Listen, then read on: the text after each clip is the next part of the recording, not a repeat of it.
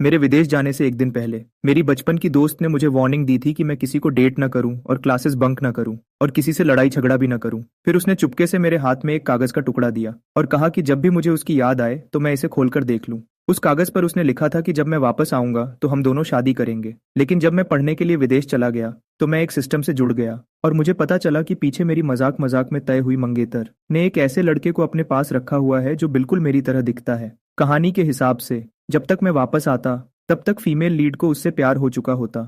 यहाँ तक कि मेरे दोस्त भी उसकी साइड लेते और मुझे ही बुरा भला कहते और मैं ऐसा इंसान बन जाता जिसे वापस आना ही नहीं चाहिए था। इसलिए मैंने एक फैसला किया। मैंने अभी घर वापस न जाने का सोचा। सबसे पहले मैंने विदेश में एक आर्ट एग्जीबिशन लगाई ताकि बड़े बड़े मास्टर्स से पहचान बना सकूं। फिर मैंने अपने काम को प्रमोट करना शुरू किया। मैंने लगातार अपने सीनियर्स के साथ अच्छे रिश्ते बनाए पर्दे के पीछे से, ताकि वे खुद खुशी खुशी मेरे आर्ट को प्रमोट करें और मुझे गाइड करें। मुझे 3 महीने से भी कम का समय लगा खुद को एक बड़ा स्टार बनाने में। अब मुझे बड़ी बड़ी अकेडमीज से इनविटेशंस मिल रहे थे और बड़े बड़े अमीर लोग मेरे काम को बुक कर रहे थे। पलकें झपकते ही मेरी कमाई बहुत ज्यादा बढ़ गई। यह देखकर सिस्टम थोड़ा परेशान होने लगा। क्या अब आपको वापस नहीं जाना चाहिए? इस वक्त तक तो आपको फीमेल लीड को रंगे हाथों पकड़ लेना चाहिए था। मैंने अपनी घड़ी देखी और सिस्टम से पूछा, क्या मेल और फीमेल लीड अभी तक साथ आए हैं? नहीं। जाहिर सी बात है, अगर मैं वापस नहीं जाऊंगा तो वे कहानी को खुद आगे नहीं बढ़ा पाएंगे और न ही उनके बीच प्यार बढ़ेगा। मैंने तो जानबूझकर उनके लिए मौके भी बनाए हैं। सिस्टम के पास बोलने के लिए कोई शब्द नहीं बचे। उधर बाई निंगबिंग ने मेरे बारे में मीडिया की खबरें देखी। थोड़ी परेशानी के साथ उसने लू रुयन के ऑफिस का दरवाजा खटखटाया और अंदर चली गई। बाई निंगबिंग ने उसे अपना टैबलेट दिखाया जिस पर मेरे विदेश में बड़ा नाम कमाने की खबर थी। क्या चेन फैन ने नहीं कहा था कि वह जल्दी वापस आ रहा है? तो फिर वह अब विदेश में अपना करियर क्यों बना रहा है? क्या उसे तुम्हारे और डूजाइडिंग के बारे में पता चल गया है और उसने वापस न आने का फैसला कर लिया है? मेरी फोटो को देखकर और डूजाइडिंग का नाम सुनकर लू रुयन को अंदर से बहुत बुरा लगा। वह बहुत अजीब बिहेव करने लगी। उसने टैबलेट को उल्टा रख दिया और बोली, यह नामुमकिन है जब तक कि तुम लोगों ने मुझे धोखा न दिया हो। बाई निंगबिंग ने उसे धीरे से एक मुक्का मारा और बोली, हमने धोखा दिया? तुमने ऐसी गंदी हरकत की और हम सब ने इसे छुपाने में तुम्हारी मदद की और तुम कह रही हो कि हमने धोखा दिया? क्या तुम भूल गई कि चेन फैन मेरा भी दोस्त है? लू रुयन, क्या तुमने अपना फोन नहीं देखा? पिछले कुछ महीनों से ऐसा लगता है कि तुमने उससे बिल्कुल बात नहीं की है। पहले तो ऐसा नहीं था। वह हमेशा तुमसे वहां की बातें शेयर करता था और कभी कभी वीडियो कॉल भी करता था। लेकिन अभी कुछ दिनों से कुछ भी नहीं। तुम्हारे और डूजाइडिंग के बीच आखिर चल क्या रहा है? अगर चेन फान को पता चला तो मुझे डर है कि वह सच में कभी वापस नहीं आएगा। यह सुनकर लू रुयन अचानक घबरा गई। वह बिल्कुल चाहती थी कि मैं वापस आऊं। यह सोचकर उसने जल्दी से मुझे मैसेज किया और पूछा कि मैं कब वापस आ रहा हूं। वह यह बिल्कुल भूल गई कि जहां मैं था वहां आधी रात हो रही थी। लू रुयन को इस तरह घबराता देखकर बाई निंगबिंग को थोड़ा गुस्सा आया। इससे पहले कि चेन फैन वापस आए तुम्हारे पास अच्छा मौका है। तुम्हें डूजाइडिंग के साथ अपना मामला खत्म कर लेना चाहिए, नहीं तो बाद में तुम इस सबको कैसे संभालोगी? मेरा अपना एक प्लान है, तुम्हारा अपना प्लान है। जब वे दोनों आमने सामने होंगे तो मुझे बताओ तुम किसे चुनोगी? बाई निंगबिंग ने उसे गुस्से से देखा। अगर तुम पकड़ी गई तो मैं देखना चाहती हूँ कि तुम इस सबको कैसे संभालती हो। बाई निंगबिंग, लू रुयन और मैं, हम सब कॉलेज के दोस्त थे। हम तीनों लगभग एक ही समय पर मिले थे। बाई निंगबिंग ने शुरू से हमारे प्यार को देखा था। हम दोनों की एक कॉमन दोस्त थी। कॉलेज खत्म होने के बाद बाई निंगबिंग और लू रुयन ने साथ मिलकर एक कंपनी शुरू की और उनका बिजनेस बहुत अच्छा चलने लगा और उनकी दोस्ती और भी गहरी हो गई। लेकिन जब से मैं विदेश गया था, बाई निंगबिंग को लगने लगा कि लू रुयन बहुत अजीब बिहेव कर रही है, खासकर एक कॉलेज के लड़के को शुगर बेबी बनाकर रखना। ये बात उसे बिल्कुल समझ नहीं आ रही थी। लू रुयन तो उस लड़के को उसके सामने भी ले आई थी। उसे लगता था कि यह मेरे साथ गलत हो रहा है और साथ ही उसे तरस भी आता था डूजाइडिंग पर। विदेश में मेरा करियर अच्छे से सेट हो चुका था और मेरी पढ़ाई भी पूरी हो गई थी। इसलिए मैंने एक इंटरव्यू के दौरान सबके सामने अनाउंस कर दिया कि मैं वापस अपने देश आ रहा हूँ। सिस्टम ने मेरे इस अंदाज को देखा और उसे लगा कि यह बिल्कुल वैसा ही है जैसे कोई बाज छोटे बच्चों से कह रहा हो, मैं तुम्हें पकड़ने आ रहा हूँ। जैसे ही बाई निंगबिंग ने यह खबर देखी, उसने खुद जाकर डूजाइडिंग से मिलने का फैसला किया। तुम यहाँ क्या कर रहे हो? डूजाइडिंग एक कैफे में पार्ट टाइम काम कर रहा था। उसकी माँ हॉस्पिटल में थी और उनके इलाज के लिए बहुत सारे पैसों की जरूरत थी। हालांकि लू रुयन ने उनके इलाज के पैसे दे दिए थे, लेकिन डूजाइडिंग उसके एहसान के नीचे नहीं दबना चाहता था। इसलिए वह दिन रात पार्ट टाइम काम करता रहता था ताकि पैसे कमाकर उसका कर्ज चुका सके। बाई निंगबिंग ने एक कप कॉफी ऑर्डर की। इस वक्त कैफे में ज्यादा लोग नहीं थे, इसलिए उसने डूजाइडिंग से बात करनी शुरू की। जाइडिंग, लू रुयन को छोड़ दो। डूजाइडिंग हैरान रह गया। उसने अपना सिर झुका लिया और उसकी आंखें थोड़ी नम हो गईं। मैं जानता हूं कि मैं जो कर रहा हूं वह गलत है, लेकिन मेरे पास कोई और रास्ता नहीं है। मुझे पैसों की जरूरत है, मैं तुम्हारी मदद करूंगी, मैं तुम्हें पैसे दे सकती हूँ। अगर तुम्हें बुरा लगे तो तुम इसे एक कर्ज की तरह समझ लेना। तुम मुझे बाद में वापस कर देना। मैं गारंटी देती हूँ कि तुम्हारी माँ का सबसे अच्छा इलाज होगा। डू जाइदिंग ने घबराहट में अपने एप्रन को पकड़ा। नहीं निंगबिंग दीदी, ये वैसा नहीं है। मैं जानता हूँ कि आप एक अच्छी इंसान हैं, लेकिन मैं आपके पैसे नहीं ले सकता। बाय निंगबिंग थोड़ी परेशान होने लगी। उसे समझ नहीं आ रहा था कि डू जाइदिंग उसकी मदद से इनकार क्यों कर रहा है। लेकिन तुम लू रुयन के पैसे ले सकते हो। डू जाइडिंग ने ऊपर देखा और बाय निंगबिंग को गुस्से और दुहक से देखने लगा। बाय निंगबिंग ने आह भरी और कहा, मेरा वह मतलब नहीं था, लेकिन तुम्हें समझना होगा। लू रुयन की पहले ही शादी पक्की हो चुकी है और वे दोनों एक दूसरे से बहुत प्यार करते हैं। ऐसे में तुम उनके बीच आकर क्या बन रहे हो? डू जाइदिंग ने गुस्से में अपने होंठ चबा लिए। उसका चेहरा पीला पड़ गया। मैं जानता हूं कि मैं गलत हूं, लेकिन मेरे पास कोई और रास्ता नहीं है। मैं उसे नहीं छोड़ सकता। मैंने कहा ना कि मैं तुम्हारी मदद कर सकती हूँ। जाइदिंग, मैं तुम्हारी मदद कर सकती हूँ। जो कुछ भी लू रुयन तुम्हारे लिए कर सकती है वह मैं भी कर सकती हूँ। और तुम्हें शुगर बेबी होने का धब्बा भी नहीं झेलना पड़ेगा। क्या यह बेहतर नहीं है? डू जाइदिंग ने अपना सिर झुका लिया और अपने एप्रन को जोर से पकड़ लिया। बाय निंगबिंग ने जब उसे पैसे देने की बात कही तो उसे खुश होना चाहिए था, लेकिन वह लू रुयन को छोड़ना नहीं चाहता था। बाय निंगबिंग ने उसे थोड़ी देर देखा और फिर अचानक उसके चेहरे पर परेशानी आई। कहीं ऐसा तो नहीं कि तुम्हें लू रुयन से प्यार हो गया है? डू जाइदिंग ने तुरंत अपना सिर हिलाया। नहीं, ऐसा नहीं है। मैं उसे कैसे पसंद कर सकता हूँ? मैं नहीं करता। मैं सच में नहीं करता। बाई निंगबिंग ने परेशानी से देखा और चुप रही। डू जाइदिंग ने जल्दी से बाई निंगबिंग का हाथ पकड़ा और बोला, निंगबिंग दीदी, मैं जानता हूँ कि आप बहुत अच्छी हैं, लेकिन मैंने पहले ही लू रुयन से बहुत सारे पैसे उधार लिए हैं। मैं आप दोनों का और उधार नहीं ले सकता। मैं लू रुयन को बिल्कुल भी पसंद नहीं करता। मुझे अच्छे से पता है कि लू रुयन मुझे सिर्फ किसी और की जगह देखती है। मुझे यह पता है, इसलिए मैं कोई और उम्मीद नहीं रखूंगा। प्लीज मेरा यकीन करो। अपने सामने खड़े उदास आंखों वाले उस आदमी को देखते हुए बाई निंगबिंग को थोड़ा बुरा लगा, लेकिन फिर भी उसने डू जाइटिंग से अपना हाथ पीछे खींच लिया। चेन फैन जल्द ही वापस आ रहा है। जीडिंग, एक बार अच्छे से सोच लो। डूजी डैंग वहां बिल्कुल सुन्न होकर खड़ा रह गया। बेशक वह जानता था कि चेन फैन कौन था। यह वही नाम था जो लू रुयन हमेशा नशे में धुत होने पर लेती थी। एक ऐसी दुनिया जिसे वह कभी छू भी नहीं सकता था, लेकिन जैसे ही वह शख्स सामने आएगा, लुरुगन उसे तुरंत छोड़ देगी, क्योंकि वह लू रुयन का फियांसे था। लू रुयन ने भी मेरा इंटरव्यू देखा था। यह जानकर कि मैं वापस आ रहा हूँ वह बहुत खुश थी। साथ ही उसे बाई निंगबिंग की बातें याद आईं, इसलिए उसने डूसिडिंग से मिलने का प्लान बनाया, उसी अपार्टमेंट में जो उसने उसे दिया था। डूसिडिंग ने रात का खाना बना लिया था और वह खुशी खुशी ल्यू रुइन के आने का इंतजार कर रहा था। जब वह आखिरकार आई, उसने देखा कि वह उसे एक कॉन्ट्रैक्ट दे रही है और कह रही है कि मैं हमारे अग्रीमेंट के हिसाब से तुम्हें पैसे दे दूंगी और तुम ये अपार्टमेंट अपने पास रख सकते हो। हमारा रिश्ता यहीं खत्म होता है। मैं हॉस्पिटल का सारा इंतजाम कर दूंगी, इसलिए तुम्हें चिंता करने की कोई जरूरत नहीं है। डू जीडिंग ने कॉन्ट्रैक्ट को जोर से पकड़ लिया। उसकी आंखों में आंसू आ गए। क्यों?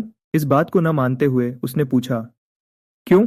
बिना कुछ सोचे लू रुइन ने कहा, वापस आ रहा है। डू जेडोंग को लगा जैसे उसका दिल टूट गया हो। उसकी जवानी के 2 साल और उसे जाने देने में थोड़ा सा भी दुख नहीं हो रहा था। क्या वह सच में सिर्फ एक स्टैंड इन था? ल्यू रुयन ने एक शब्द भी नहीं कहा। वह थोड़ी परेशान हो गई और वहां से जाने लगी। डूजिडिंग ने जल्दी से उसकी शर्ट का कोना पकड़ लिया और मिन्नत करती हुई आंखों से उसकी तरफ देखा। क्या तुम मेरी एक आखिरी बात मान सकती हो? लूरियन खामोश रही, लेकिन उसने उसका हाथ पीछे नहीं हटाया। डूजिडिंग का दिल टूट गया था और बोलते वक्त उसका गला भर आया। मैं तुम्हारे साथ आखिरी बार तुम्हारा बर्थडे मनाना चाहता हूँ। क्या मैं मना सकता हूँ? ल्यू रुयान ने थोड़ी देर सोचा। उसका बर्थडे अगले ही हफ्ते था और मैं अगले महीने से पहले वापस नहीं आने वाला था। इससे कोई फर्क नहीं पड़ने वाला था, इसलिए वह मान गई। डूसाइडिंग खुशी खुशी बर्थडे पार्टी की तैयारी करने लगा। उसने पहले से ही एक केटीवी रूम बुक कर लिया और अकेले ही उसे बहुत अच्छे से सजाया और यहाँ तक कि ल्यू रुयान के दोस्तों को भी बुलाया। डूजेदेंग ने खुद से कहा कि इस बर्थडे के बाद वह हमेशा के लिए चला जाएगा, अपनी माँ को लेकर अपने गाँव वापस चला जाएगा और यह ध्यान रखेगा कि लू रुयन उसे कभी ढूंढ न सके। बर्थडे पार्टी में बहुत भीड़ थी और क्योंकि वे सब लू रुयन के दोस्त थे तो जाहिर है वह गुस्से में नहीं रह सकती थी। डू जेदेंग उसके पास बैठा था और बिल्कुल एक होस्ट की तरह काम कर रहा था। वह दोस्तों की मेहमान नवाजी में बिजी था। उसने कुछ भी अजीब महसूस नहीं किया, लेकिन पास ही बैठी बाय निंगबिंग बिल्कुल खुश नहीं लग रही थी। आखिर में जब वे कैंडल बुझाने वाले थे तभी सब चिल्लाने लगे, किस करो, किस करो, किस करो, चलो किस करो। ड्यू जाइटिंग्स का चेहरा शर्म से लाल हो गया और वह उससे नजरें चुराने लगा। ल्यू रुयान को यह सब बहुत बेकार लगा। भले ही वह उसे यहाँ लेकर आई थी, लेकिन उन्होंने कभी हाथ तक नहीं पकड़ा था, तो वह उसे किस कैसे कर सकती थी। कुछ लड़के जानबूझकर उन्हें उकसाने लगे, जल्दी किस करो। क्या बॉस ल्यू शर्मा रही हैं? हाँ चलो किस करो। ल्यू रोयुन ने अपने पास बैठे डू जेडोंग की तरफ देखा। उसने सफेद सूट पहना था, उसके चेहरे पर हल्की शर्म थी। वह नजरें चुरा रहा था और उस पर लाइट पड़ रही थी। इससे उसे अचानक लगा कि उसके सामने खड़ा लड़का कितना मासूम है और उसकी धड़कन तेज हो गई। ड्यू साइडिंग ने लू रुयान की आंखों में देखा और उन दोनों के बीच का माहौल अचानक रोमांटिक होने लगा। ठीक उसी वक्त उस रूम का दरवाजा खुला और मैं, सफेद सूट पहने हुए, अंदर आया। ओ, मैं सच में लेट हो गया। जो लोग अभी तक मजा ले रहे थे वह अंदर ही अंदर लू रुयान के खराब टेस्ट का मजाक उड़ा रहे थे कि जब ये दोनों साथ खड़े हैं तो एक जैसे कैसे लग सकते हैं। मैंने बस लू रुयान की तरफ देखा और उसे ध्यान से देखा। इस फीमेल लीड का चेहरा मेरी यादों के मुकाबले बहुत ज्यादा समझदार लग रहा था। मेल लीड की तरफ देखकर मैं अपनी हंसी नहीं रोक पाया। एक और मासूम सफेद खरगोश जैसा लड़का, लेकिन वह सच में इस शरीर के असली मालिक जैसा दिखता था। लेकिन जब मैं बाहर था मैंने अपनी ताकत को इस शरीर में मिला लिया था और कुछ साल बाहर की दुनिया में मेहनत करने के बाद मैं पहले से कहीं ज्यादा शांत और समझदार हो गया था। इसलिए अब हम दोनों एक जैसे बिल्कुल नहीं लगते थे। यह देखकर कि कोई कुछ नहीं बोल रहा है, मैंने अपनी आईब्रो उठाई और पूछा, क्या मेरा स्वागत नहीं है? इससे पहले कि मैं अपनी बात पूरी करता किसी ने मुझे गले लगा लिया। मैंने उसके कंधे के ऊपर से देखा। लूरियन की सीट पहले ही खाली थी और मेरी नजर जिस पर पड़ी वह ड्यू एक्साइडिंग था, जिसका चेहरा दर्द और दुख से भरा था। लूरियन ने मुझे इतनी जोर से गले लगाया जैसे वह मुझे खुद में समा लेना चाहती हो। उसे अंदाजा भी नहीं था कि वह उसे कितना याद करती थी। यह सब देखकर बाकी सब लोग और भी अजीब महसूस करने लगे। कुछ लड़कियां आपस में बातें करने लगीं और वे डूजेटिंग की तरफ मजाक उड़ाते हुए देख रही थीं।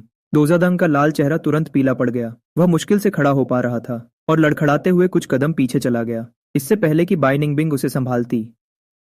हे, बस करो, हम यहाँ तुम दोनों का प्यार देखने नहीं आए हैं। हाँ लू रुयान, अगर इतना ही प्यार जताना है तो घर जाओ। सच में, दोस्तों ने उन्हें छेड़ते हुए कहा। लूरियन ने मुझे छोड़ा और खुशी और प्यार भरी आंखों से मेरे चेहरे को देखने लगी। सबकी बातें सुनकर उसने मेरा हाथ पकड़ा और तुरंत वहां से जाने के लिए तैयार हो गई। हे, क्या तुम सच में जा रहे हो? ऐसे मत करो, हम सब बड़ी मुश्किल से मिले हैं और हमें चैन फान से भी बातें करनी है। बहुत वक्त हो गया है। हाँ, तुम अकेले उसे अपने पास नहीं रख सकती, कुछ लोगों ने कहा और आगे बढ़कर मुझे लू रुयन के हाथ से छुड़ाया और फिर एक एक करके मुझसे मिलने लगे। मैंने मुस्कुराकर सबके सवालों के जवाब दिए। सबसे एक एक करके बात करने के बाद मैं अचानक बाई निंगबिंग के ठीक सामने आ गया। मैंने उसकी तरफ देखा, मुस्कुराया और अपनी बाहें खोल दी। बाई निंगबिंग ने मुझे पास आते देखा तो वह थोड़ी घबरा गई। क्या हुआ ओल्ड बी, मुझे गले नहीं लगाओगी? वह पुराना नाम सुनकर बाई निंगबिंग हंस पड़ी और उसने मुझे गले लगा लिया। मुझे उससे पेड़ पौधों जैसी एक हल्की और अच्छी खुशबू आई। मैंने उसे जोर से गले लगाया और धीरे से कहा, मैंने तुम्हें बहुत याद किया। बाई निंगबिंग थोड़ी हैरान हो गई और उसने घबराकर ऊपर देखा। जब उसने देखा कि आसपास के सभी लोग हंस रहे हैं और उन्हें आम तरीके से देख रहे हैं तो उसे लगा कि कहीं उसने गलत तो नहीं सुन लिया। हमें इस तरह गले लगे हुए देखकर लू रुयन थोड़े गुस्से में आगे बढ़ी और मुझे खींचकर बाई निंगबिंग की बाहों से अलग कर दिया। अभी के लिए इतनी बातें काफी हैं। उसे एहसास हुआ कि उसके हाथ खाली थे। बाई निंगबिंग ने अपने हाथ बंद किए। उसे थोड़ा खाली खाली लगा।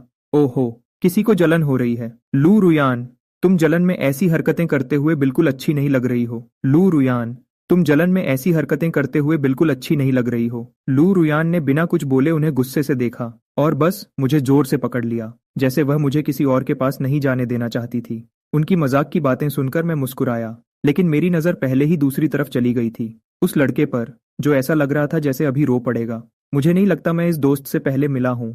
ये कौन है? मैंने सबकी तरफ देखा ताकि कोई उसका नाम बताए। वहां का हंसता खेलता माहौल अचानक बिल्कुल शांत हो गया। सब लोग शर्म के मारे अपनी नजर चुराने लगे। सिर्फ कुछ लड़कियां मजा लेने वाले अंदाज में देख रही थीं और मेरी तरफ अजीब इशारों से देख रही थीं। यह देखकर मैंने लू रुयान की तरफ देखा, बिल्कुल मासूम और भरोसेमंद चेहरे के साथ। मेरी नजर मिलते ही लू रुयान का दिल शर्म और घबराहट से भर गया। जब मैंने बाई निंगबिंग की तरफ देखा तो उसने पहले ही डूजिटिंग का हाथ पकड़ रखा था और वह थोड़ी परेशान लग रही थी। ये मेरा बॉयफ्रेंड है। यह सुनकर मेरी आंखें हैरत से खुली की खुली रह गईं। पुरानी दोस्त, आखिरकार कोई तुम्हें मिल ही गया। बाई निंगबिंग ने डूजिटिंग का हाथ छोड़ा और मेरे माथे पर धीरे से मारा। तुम क्या बकवास कर रहे हो? मैंने उसका हाथ हटाया और डूजिटिंग के पास गया। हेलो, मैं चेन फैन हूँ, लू रुयान का मंगेतर। डूजिटिंग ने अपने सामने वह गोरा और पतला हाथ देखा और थोड़ा झिझकते हुए अपना खुरदुरा हाथ आगे बढ़ाया। हाथ मिलाने के बाद मैंने अपनी नजर घुमाई और डूजिटिंग को ऊपर से नीचे तक देखा। इतना परेशान मत हो, हम सब यहाँ पक्के दोस्त हैं। मैं और बाई निंगबिंग एक दूसरे को कॉलेज के दिनों से जानते हैं। लगभग 8 या 9 साल हो गए हैं। बाई निंगबिंग बीच में बोली। लगभग 9 साल? तुम इतने साल बाहर रहे कि तुम्हें कुछ याद ही नहीं। मैं धीरे से मुस्कुराया। इतना गुस्सा क्यों है? मैं धीरे से मुस्कुराया। इतना गुस्सा क्यों है? क्या तुम सब उस वक्त मेरा साथ नहीं दे रहे थे? मेरी थोड़ी दुखी आवाज सुनकर बाई निंगबिंग का दिल घबरा गया। उसे मेरी पहले कही हुई बातें याद आने लगीं। मैंने डू जिटिंग से बातें करना जारी रखा। मुझे नहीं पता था कि तुम्हें भी सफेद कपड़े पहनना पसंद है। हमारी पसंद मिलती जुलती है। अगली बार साथ में शॉपिंग चलेंगे, ठीक है? मेरी इस मासूमियत और अनजान बनने की एक्टिंग को देखकर सभी दोस्तों ने अपनी नजरें घुमा लीं, क्योंकि उन्हें डर था कि कहीं उनके मुंह से सच न निकल जाए। मुझे बार बार डूजिटिंग से बात करते हुए देखकर लू रुयन को बहुत अजीब लग रहा था। उसने जल्दी से मुझे अपने पास बैठने के लिए खींचा और फिर धीरे से पूछा, मेरा बर्थडे गिफ्ट कहाँ है? मैंने अपना सिर थोड़ा झुकाया और मजाक किया, जल्दी वापस आ गया। क्या यह बर्थडे गिफ्ट नहीं है? यह सुनकर लू रुयन मुस्कुराई और सिर हिलाया। हाँ, ये गिफ्ट ही है। बाकी लोग भी एक एक करके बैठ गए। लू रुयन को मेरे साथ प्यार से चिपकते हुए देखकर और फिर उनके पास बैठे डू जिटिंग को देखकर सभी लोग एक साथ परेशान हो गए। बीच में जब मैं रेस्टरूम गया तब लू रुयन ने डू जिटिंग की तरफ देखा, जो पूरे वक्त बिल्कुल खामोश बैठा था। घर जाओ। डू जिटिंग को लगा था कि उसे इससे ज्यादा दर्द नहीं हो सकता, लेकिन उसने नहीं सोचा था कि लू रुयन की सिर्फ एक बात से वह फिर से बेहद दर्द के समंदर में डूब जाएगा।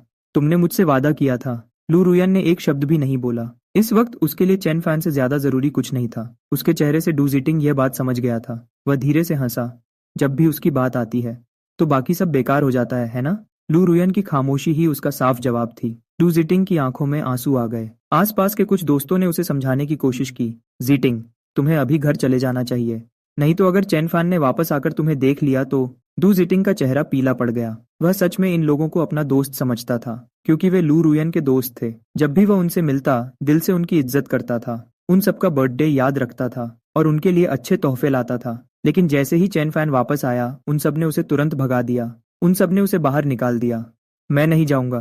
तुमने वादा किया था कि मैं तुम्हारा बर्थडे तुम्हारे साथ मनाऊंगा। डू जिटिंग ने गुस्से में अपने दांत पीसे और वहीं खड़ा रहा। लू रुयन ने गुस्से से देखा। मुझे तुम्हारे साथ बर्थडे मनाने की कोई जरूरत नहीं है, डू जिटिंग रोते हुए बोला। लेकिन इन सब सालों में मैं ही तो तुम्हारे साथ था। इस वक्त मेरी सिर्फ एक ही ख्वाहिश है। मैं बस आखिरी बार तुम्हारा बर्थडे तुम्हारे साथ मनाना चाहता हूँ। क्या मैं सच में बहुत ज्यादा मांग रहा हूँ? तुमने साफ साफ मुझसे वादा किया था। अब बस करो, यहाँ तमाशा मत बनाओ। एक लड़की से रहा नहीं गया और वह बोल पड़ी, असली वाला वापस आ गया है तो अब तुम जैसे नकली की किसे जरूरत है? सही बात है, एक और लड़की ने मजाक उड़ाते हुए कहा। सही बात है, एक और लड़की ने मजाक उड़ाते हुए कहा। डू जिटिंग, जरा आईने में अपना चेहरा तो देखो। तुम असली वाले के सामने कुछ भी नहीं हो। तुम सच को मानना ही नहीं चाहते और खुद को इस धोखे में रख रहे हो कि एक बदसूरत बतख कभी सफेद हंस बन सकती है। हमने तुम्हें जाने को कहा, फिर भी तुम बेशर्मों की तरह यहाँ खड़े हो। ये सच में बहुत शर्मनाक है। इन कड़वी बातों को सुनकर डू जिटिंग ने लू रुयन की तरफ देखा। उसे बहुत बुरा लग रहा था, लेकिन लू रुयन परेशान तो थी, पर उसने उसे बचाने के लिए एक शब्द भी नहीं बोला। डू जिटिंग का दिल पूरी तरह से टूट गया। बाई निंगबिंग ने जब देखा कि बातें हद से ज्यादा बढ़ रही हैं, तो उससे रहा नहीं गया और उसने उन्हें रुकने के लिए चिल्लाया। फिर उसने डू जिटिंग से कहा, मैं तुम्हें घर छोड़ देती हूँ। लेकिन डू जिटिंग ने जाने से साफ मना कर दिया। वह लू रुयन के पास गया और उसका हाथ पकड़ लिया। लू रुयन, और उसका हाथ पकड़ लिया। लू रुयन, मैं नहीं जाना चाहता। लू रुयन ने गुस्से से कहा, ठीक है, बाई निंगबिंग को तुम्हें घर छोड़ने दो। अगर बाद में चेन फैन को पता चल गया तो तुम्हारे आज के कपड़े बिल्कुल चेन फैन जैसे हैं। अगर उसे पता चल गया कि तुम उसकी जगह लेने वाले हो तो। मैंने ठीक उसी वक्त दरवाजा खोला और अंदर आ गया। उसकी जगह लेने वाला? कौन किसकी जगह ले रहा है? कमरे में अचानक बिल्कुल सन्नाटा छा गया। जैसे ही लू रुयन ने मुझे देखा, उसने तुरंत डू जिटिंग का हाथ झटक दिया। उस झटके से डू जिटिंग के हाथ पर तेज दर्द हुआ, लेकिन उसके दिल में इससे 10,000 गुना ज्यादा दर्द हो रहा था। उसका चेहरा बिल्कुल पीला पड़ चुका था। उसने बेहद दर्द के साथ लू रुयन को देखा। उसकी आंखों में गहरा दुख था। उस आवाज ने मेरा ध्यान भी खींच लिया और मैंने साफ देखा कि डू जिटिंग ने लू रुयन का हाथ जोर से पकड़ रखा था। मैंने तुरंत गुस्से से देखा और मेरी नजर दोनों पर घूमने लगी। क्या तुम बाई निंगबिंग के बॉयफ्रेंड नहीं हो? इस सवाल ने पूरे कमरे में सन्नाटा खींच दिया। बस पीछे धीरे से म्यूजिक बज रहा था। लू रुयन जल्दी से खड़ी हुई और मेरी तरफ बढ़ी। मैंने हाथ उठाकर उसे रोका। लू रुयन वहीं ठिठक गई और अजीब से डर और परेशानी के साथ मुझे देखने लगी। मैंने उसे देखा और फिर अपनी नजर बाई निंगबिंग की तरफ घुमाई। क्या कोई मुझे बताएगा कि इस उसकी जगह लेने वाले का क्या मतलब है? कौन है जो मेरी जगह ले रहा है? जांग याओ ने जल्दी से अपना सिर झुका लिया, जैसे वह गायब हो जाना चाहती हो, ताकि किसी को याद ना आए कि अभी वही बोल रही थी। मैंने लू रुयन की तरफ देखा। वह बिल्कुल खामोश थी। उसने एक शब्द नहीं बोला। वह बिल्कुल खामोश थी। उसने एक शब्द नहीं बोला। फिर मैंने बाई निंगबिंग की तरफ देखा। फिर मैंने बाई निंगबिंग की तरफ देखा। मैंने देखा कि बाई निंगबिंग ने अपने होंठ थोड़े दबाए हुए थे। मैं धीरे से थोड़ा अजीब तरीके से हंसा। फिर मैंने भीड़ में जांग याओ को ढूंढने के लिए अपना सिर घुमाया। जांग याओ, तुम मुझे बताओ, कौन किसका स्टैंड इन है? अपना नाम सुनकर जांग याओ एक पल के लिए हैरान रह गई। फिर उसने एक अजीब सी झूठी हंसी हंसने की कोशिश की। चेनफान, जैसा तुम सोच रहे हो वैसा नहीं है। हम तो बस पहले ऐसी ही बातें कर रहे थे। बस ऐसी ही बातें। हाँ, हाँ, हाँ, वह तो बस आम बातें थीं। गलत मत समझो। मैंने गुस्से में एक ठंडी सांस ली। क्या तुम सब मुझे पागल समझते हो? क्या तुम्हारे चेहरे से लग रहा है कि तुम बस ऐसी ही बातें कर रहे थे? बाकी लोग शर्मिंदा होकर पीछे हट गए। मैंने डू जेटांग की तरफ देखा।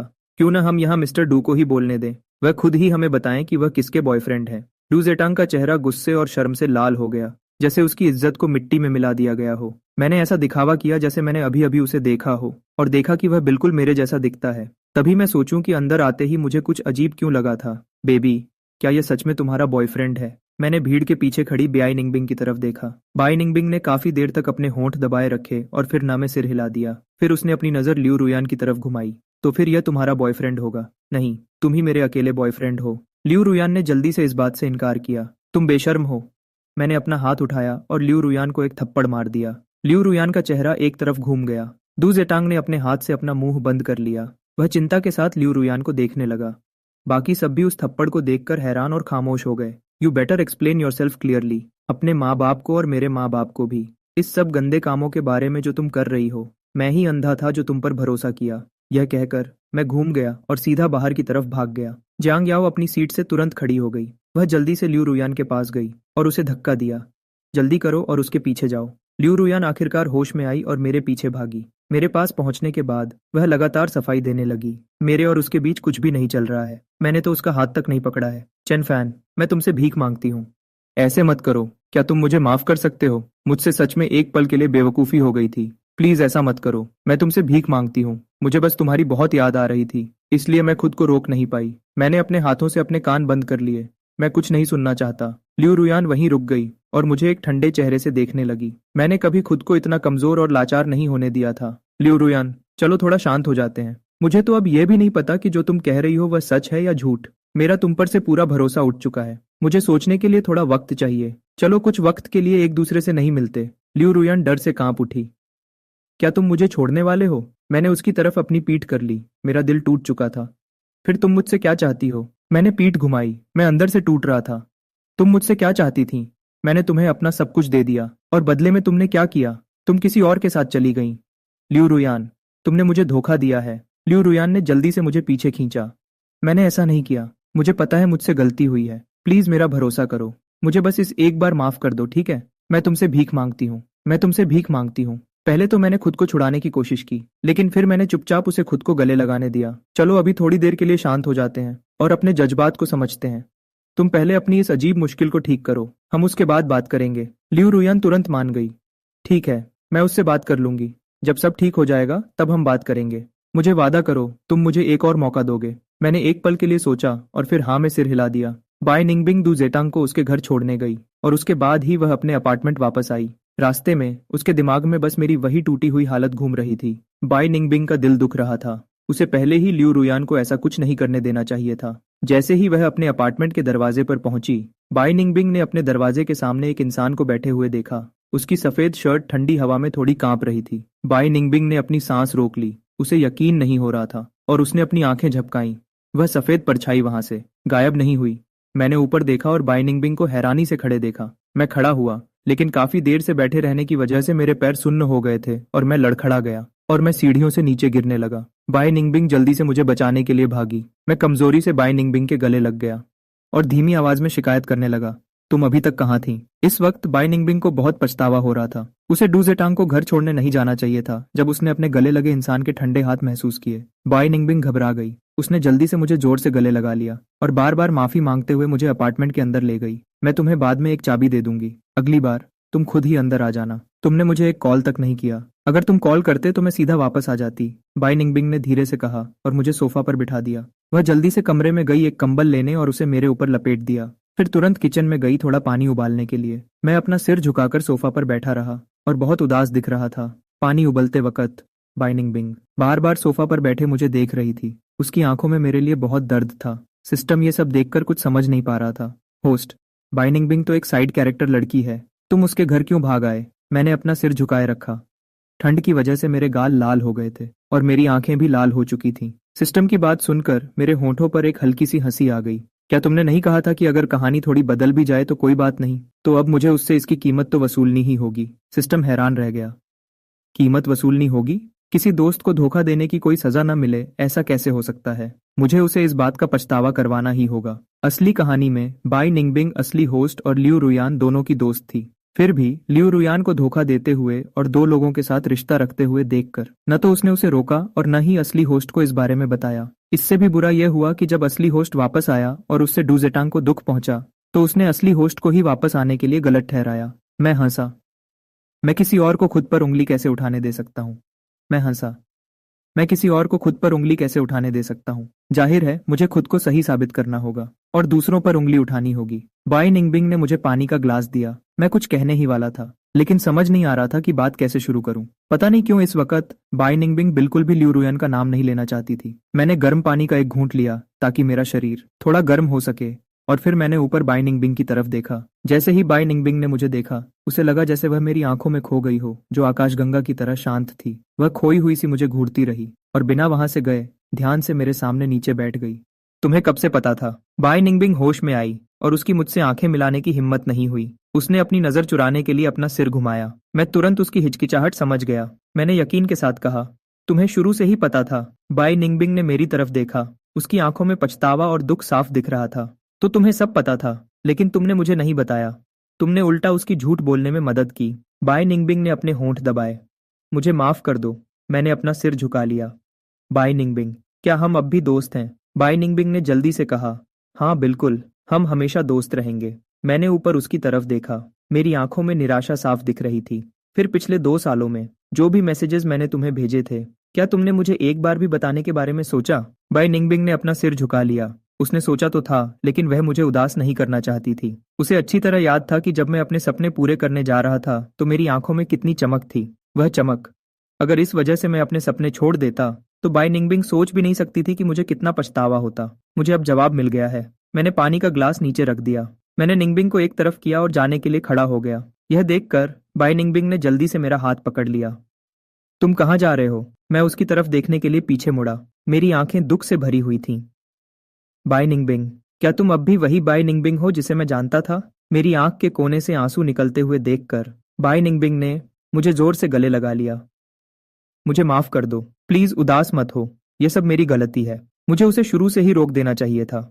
मुझे शुरुआत में ही इसे रोक देना चाहिए था। मुझे तुम्हें पहले ही बता देना चाहिए था। क्या इसलिए क्योंकि मैंने इसे बहुत समय तक दबाकर रखा था, या इसलिए क्योंकि मैंने बहुत समय तक खुद को जबरदस्ती मजबूत बनाए रखा था? जैसे ही उसने मुझे गले लगाया और दिलासा दिया, मेरा खुद पर से कंट्रोल खो गया और मैं रोने लगा। मुझे बहुत बुरा लग रहा था। उसे समझ नहीं आ रहा था कि क्या करे, और वह बस मुझे अपने सीने से लगाए रखी। सिस्टम ने मुझे उस लड़की के गले लगते हुए देखा और मैं दिल खोलकर रो रहा था, और वह बस देखता रह गया। अपने होस्ट को बेहोश होने तक रोता हुआ देखकर और उस लड़की को उसे कमरे में ले जाते हुए देखकर सिस्टम अभी भी थोड़ा परेशान था, लेकिन तभी उसने देखा वह लड़की किसी कीमती खजाने की तरह मेरा ख्याल रख रही थी। उसने प्यार से मेरा चेहरा साफ किया और मुझे ध्यान से कंबल ओढ़ाया और फिर दबे पांव कमरे से बाहर चली गई। अगली सुबह जब बाई निंगबिंग उठी तो मैं वहां से जा चुका था। टेबल पर रखे नाश्ते को देखकर बाई निंगबिंग को अंदर से बहुत अच्छा लगा। उसने वह ठंडा नाश्ता खत्म किया, मुझे एक मैसेज भेजा और फिर काम पर चली गई। बाई निंगबिंग के घर से निकलने के बाद मैं सीधा अपने घर गया। मैं अपने पेरेंट्स के साथ कुछ बड़े बुजुर्गों से मिलने गया, जिसमें लू रुयान के पेरेंट्स भी शामिल थे। छोटा फैन अब बड़ा हो गया है। वह दिन ब दिन और हैंडसम होता जा रहा है। हाँ, सिर्फ हैंडसम ही नहीं, वह पता क्या था, वह अब बहुत समझदार और होशियार लड़का बन गया है। बिल्कुल सही मिस्टर चेन, आप दोनों को आगे चलकर बहुत खुशी मिलने वाली है। मैंने अपनी माँ का हाथ पकड़ा और अपने चेहरे पर एक प्यारी सी स्माइल रखी। बड़ों की तारीफ सुनकर मैं बस धीरे से मुस्कुरा दिया। आप लोग मेरी ज्यादा ही तारीफ कर रहे हैं आंटी और अंकल। ये सब तो बस मीडिया बढ़ा चढ़ाकर दिखाती है। बेटा होना ही सबसे अच्छा है। छोटे फैन को ही देख लो, उसे हम बड़ों के साथ रहना भी आता है। मेरी उस बदमाश बेटी की तरह नहीं। पता नहीं वह कहाँ भाग गई है। जरूरत के वक्त तो वह मिलती ही नहीं। हाँ हाँ हाँ, बिल्कुल सही बात है। बेटे सच में ज्यादा ध्यान रखते हैं, बिल्कुल एक सहारे की तरह, है ना? और एक मेरी वह लड़की है जो कभी मेरे साथ वक्त बिताने के बारे में सोचती भी नहीं। जब भी मैं उसे ढूंढता हूँ वह कहीं नहीं मिलती। काश मेरा भी एक बेटा होता। ऐसा नहीं है कि हर बेटे वाले परिवार में ऐसा होता है। क्या आप सबने जो फैमिली के उस लड़के को नहीं देखा जो हर रोज अजीब व गरीब चमकीले कपड़े पहनता है? मुझे लगता है मिसेस जो गुस्से से मरने वाली है। आखिर में चैन फैमिली ही सबसे खुशनसीब है। ये बात तो बिल्कुल सच है। आखिर में चैन फैमिली ही सबसे खुशनसीब है। ये बात तो बिल्कुल सच है। मैं अपने पेरेंट्स के बिल्कुल पास ही रहा और एक अच्छे बेटे का फर्ज पूरी तरह निभाता रहा, बहुत ही आज्ञाकारी और समझदार बनकर, जिसकी वजह से कई बड़े बुजुर्गों ने मेरी बहुत तारीफ की। लू रुयान के पेरेंट्स जब उन्होंने आसपास के लोगों को मेरे बारे में पूछते हुए सुना तो दोनों मुस्कुरा उठे। उन्होंने कहा, दोनों की शादी शायद जल्द ही होने वाली है। पहले इसमें देरी हुई क्योंकि छोटे फैन को पढ़ाई के लिए विदेश जाना था। हाँ, बच्चे एक दूसरे को खुद पसंद करते हैं। पेरेंट्स होने के नाते हम बीच में नहीं आते, हम बस उनका साथ देते हैं। ऐसा कुछ नहीं है कि दोनों की जोड़ी अच्छी नहीं है। बच्चे सच में एक दूसरे से बहुत प्यार करते हैं। पहले लू की माँ मेरे विदेश जाने से खुश नहीं थी, लेकिन अभी उन्हें मेरी इस कामयाबी पर बहुत गर्व हो रहा था। वह अपने इस होने वाले दामाद के बारे में पूरे गर्व से बात कर रही थी। जब भी कोई पूछता तो वह हमेशा कहती कि शादी बस होने ही वाली है। कोई भी देखकर समझ सकता था कि वह अपने होने वाले दामाद से कितनी खुश है। मैंने भी अकेले में लू के पापा से बात की और उनकी माँ से भी। मैंने उन्हें बताया कि मैं विदेश से उन दोनों के लिए गिफ्ट्स लाया हूँ और जब मैं किसी और दिन उनके घर आऊंगा तो वे गिफ्ट्स ले आऊंगा। लू के पापा अपने इस तमीजदार होने वाले दामाद से बहुत खुश थे। उन्होंने हाँ में सिर हिलाया और फिर अपनी पत्नी को बात करने दी। लू की माँ तो बहुत ही ज्यादा खुश थी। उन्होंने मेरा हाथ पकड़ा और प्यार से मुझे कुछ बातें समझाने लगीं। तभी कोई लू के पापा से मिलने आ गया और तभी उन्होंने ना चाहते हुए भी मुझे जाने दिया। जब पार्टी खत्म होने वाली थी तब आखिरकार मैं उस इंसान से मिला जिससे मैं मिलना चाहता था, चू यू यू, जो ल्यू रुयन की सबसे छोटी आंट थी। चू यू यू, ल्यू रुयन की सबसे छोटी आंट। वह इस साल 29 साल की थी, रुयन से सिर्फ 4 साल बड़ी। ये एक छोटी सी और खास पार्टी थी। वहां आए सभी लोग खास दोस्त थे और उनमें से ज्यादातर लोग चैन फैमिली के पेरेंट्स की उम्र के थे। सिर्फ चू यू यू और मैं ही सबसे छोटी उम्र के थे। जब मैंने चू यू यू को ढूंढा तो वह दूसरी फ्लोर पर एक आरामदायक चेयर पर बैठकर धूप सेंक रही थी और उसने अपने चेहरे पर एक किताब रखी हुई थी। आवाज सुनकर चू यू यू ने अपनी आंखें खोली और अपने चेहरे से किताब को हटाया। ऊपर देखते हुए उसने व्हाइट सूट में एक लड़के को देखा जो बिल्कुल उसके सामने खड़ा था। उसकी आंखें ध्यान से उसकी तरफ देख रही थीं। चू यू यू ने थोड़ा गुस्से से देखा और अपने हाथ की किताब को थोड़ा नीचे किया। चू यू यू थोड़ी परेशान थी और जैसे ही उन्होंने गुस्से में उसे वहां से भगाने की कोशिश की, उनकी नजर मेरे कॉलर बोन पर पड़ी जो मेरे थोड़े ढीले कॉलर के नीचे से साफ दिख रहे थे। एक ठंडी हवा चू यू यू के कान के पास से गुजरी जिसकी वजह से मेरी शर्ट आगे से थोड़ी सी खुल गई। रोशनी में वे लाइंस बहुत ही खूबसूरत लग रही थी जो बहुत ही आकर्षक लग रहा था। चू यू यू ने अपना थूक निगला। चू यू यू ने अपना थूक निगला। उनकी उंगलियां अपने आप किताब के कवर को छूने लगीं। उनकी उंगलियां अपने आप किताब के कवर को छूने लगीं। मैं थोड़ा आगे की तरफ झुका और मेरा कॉलर मेरे कंधे से थोड़ा नीचे खिसक गया जिससे मेरा कॉलर बोन साफ दिखने लगा। मैंने मुस्कुराकर पूछा, चू यू यू, क्या तुम्हें भी यह किताब पसंद है? मैं कई सारी किताबों की दुकान पर गया लेकिन मुझे यह कहीं नहीं मिली। क्या तुम मुझे यह थोड़ी देर पढ़ने के लिए दे सकती हो? चू यू यू चेयर पर सीधी होकर बैठ गई और उन्होंने बिना सोचे समझे वह किताब मेरे हाथ में दे दी। हाँ बिल्कुल। मैं बहुत खुश दिखा और जल्दी से दोनों हाथ आगे बढ़ाए। जैसे ही मैंने किताब ली, मेरा हाथ गलती से चू यू यू के हाथ से छू गया। जब चू यू यू ने अपना हाथ पीछे खींचा तो वह अपनी नाक को थोड़ा छूने लगी। उन्हें सिगरेट की एक हल्की सी खुशबू महसूस हुई। किताब लेकर मैं सीधा चू यू यू के सामने बैठ गया। पहले मैंने किताब खोली और थोड़ी देर पढ़ा, फिर उसे बंद कर दिया। मैंने चू यू यू की तरफ देखा और कहा, ओ हाँ। मैंने चू यू यू की तरफ देखा और कहा, ओ रीता है। हाँ, मेरा नाम चेन फान है। आपका नाम क्या है? चू यू यू ने थोड़ी हैरानी से अपनी भौहें चढ़ाई। वह अपने मन में सोचने लगी, क्या यह सिर्फ एक इत्तेफाक है या फिर यह वही चेन फान है? चू यू यू। मेरी आंखें चमक उठीं और मैंने अपना फोन निकाला। चलो हम एक दूसरे का नंबर सेव कर लेते हैं। जब मैं ये किताब पढ़ लूंगा तो मैं आपको खाना खिलाऊंगा, लॉयर 2। चू यू यू ने उसकी तरफ देखा। जिस तरह वह बैठा था उसकी वजह से उसकी शर्ट का कॉलर थोड़ा खुला हुआ था जिससे उसकी कॉलर बोन साफ दिख रही थी जो हल्की सी नजर आ रही थी, जिससे अचानक उसके दिल में अजीब सी बेचैनी होने लगी। चू यू यू थोड़ा आगे की तरफ झुकी। अपने अंदर के ख्यालों को छुपाने की कोशिश करते हुए उसने अपना फोन निकाला और उसका नंबर सेव कर लिया। उसका नंबर मिलने के बाद मैं आराम से अपनी चेयर पर पीछे होकर बैठ गया। मैंने अपने हाथ में पकड़ी किताब खोली और मेरे चेहरे पर एक हल्की सी मुस्कान आ गई, जैसे मैं सच में उसे पढ़ने में खो गया हूँ। चू यू यू भी वहां से नहीं गई और बस मेरे सामने बैठी रही और बीच बीच में देखने लगी। उसका ध्यान बार बार उसकी कॉलर बोन पर जा रहा था, लेकिन मैं इस बात से बिल्कुल बेखबर था। इस तरह हम दोनों वहां खामोशी से बैठे रहे। एक किताब पढ़ रहा था और दूसरा उसे देख रहा था। जब तक मेरी माँ ने मुझे नहीं बुलाया तब तक मैं वहां से नहीं उठा। किताब खत्म करने के बाद मैं आपको खाना खिलाऊंगा। मैंने अपने हाथ में पकड़ी किताब को हिलाया। जब मैं वहां से चला गया और दिखना बंद हो गया तभी चू यू यू ने अपने दिल की बेचैनी को काबू किया। पार्टी से वापस आने के बाद मैं चुपचाप घर पर बैठकर पढ़ने लगा। जब तक मैंने किताब खत्म की, तब मैंने अपना इनबॉक्स खोला। उसके अंदर वह डॉक्यूमेंट था जो मैंने एक प्राइवेट इन्वेस्टिगेटर से निकलवाया था। डू जीटिंग के बारे में। उसकी माँ को ब्लड कैंसर यानी ल्यूकीमिया था। क्योंकि कोई सही बोन मैरो मैच नहीं मिल रहा था, इसलिए वो हॉस्पिटल में एडमिट थी और उनका कीमोथेरेपी चल रहा था। और ये सारा खर्चा, जाहिर है, लू रोयन उठा रही थी। डू जेटेंग का एड्रेस देखते हुए और इन्वेस्टिगेटर की भेजी हुई रोज की रिपोर्ट को देखकर मुझे पता चला कि वह आज एक कैफे में पार्ट टाइम काम कर रहा है, इसलिए मैं वहां चला गया। वेलकम, आप क्या ऑर्डर करना चाहेंगे? जब डुजेटिंग ने ऊपर देखा तो सामने वाले को देखकर उसके चेहरे की मुस्कान गायब हो गई। वह मुझसे पहले एक बार मिल चुका था। मैंने उसे थोड़ा देखा और फिर विंडो के पास एक सीट पर बैठ गया। मेरे लिए एक लाटे ले आओ। डुजेटिंग होश में आया। जी, थोड़ा इंतजार कीजिए, कॉफी बनाते वक्त। डुजेटिंग बीच बीच में मुझे चोरी चोरी देख रहा था। उसे यह मानना पड़ेगा कि वह आदमी बहुत ही शानदार था और उसका ढंग बहुत ही अच्छा था, जो उससे बिल्कुल अलग था। लेकिन जब उसे लू रोयन का चेहरा याद आया तो डुजेटिंग का चेहरा फिर से पीला पड़ गया। डुजेटिंग गर्म कॉफी लेकर आया और मेरे सामने रख दी। अपनी कॉफी एंजॉय कीजिए। जैसे ही वह जाने के लिए मुड़ा मैंने कहा, 1 मिनट रुको। जैसे ही वह जाने के लिए मुड़ा मैंने कहा, 1 मिनट रुको। डुजेटिंग थोड़ा सहम गया, लेकिन फिर भी उसने पीछे मुड़कर पूछा, क्या आपको कुछ और चाहिए सर? मैंने चम्मच पकड़ी और धीरे से अपनी कॉफी को हिलाया। मैं पूछना चाहता हूँ, जब तुम लू रोयन के लवर बने तो क्या तुम जानते थे कि उसका पहले से एक फियांसे है? डुजेटिंग वहीं जम गया और उसका चेहरा बिल्कुल सफेद पड़ गया। जब उसकी माँ को ल्यूकीमिया का पता चला था तब उसे लगा था कि उसकी दुनिया ही उजड़ गई है। तब लू रोयन ने ही उसे सहारा दिया था। उसने उसकी माँ के लिए सबसे अच्छा हॉस्पिटल ढूंढा, बड़े डॉक्टर्स का इंतजाम किया और हॉस्पिटल का सारा महंगा खर्चा उठाया। डुजेटिंग को लगा कि उसकी जिंदगी में कोई परी आ गई है। जब वह बहुत खुश था तभी उसने अचानक उसके हाथ में एक अग्रीमेंट थमा दिया और कहा कि उसे किसी और की पसंद के मुताबिक कपड़े पहनने होंगे। उसे मेकअप करने के लिए मजबूर किया गया और उन चीजों को पसंद करने के लिए कहा गया जो उस दूसरे शख्स को पसंद थी। उसे किसी और की जगह लेने के लिए मजबूर किया गया। डुजेटिंग को लगा कि उस पर फिर से मुसीबत टूट पड़ी है, लेकिन वह मना नहीं कर सका। उसके पास लू रोयन को मना करने का कोई रास्ता नहीं था। वह उसकी माँ की जान बचाने वाली थी और उसके दिल की रानी भी। इसलिए डुजेटिंग ने सोचा कि क्यों ना वह थोड़ा मतलबी बन जाए और जब तक वह दूसरा शख्स वहां नहीं है तब तक वह लू रोयन के साथ रहेगा। लेकिन उसे पता ही नहीं चला कि कब यह हद पार हो गई।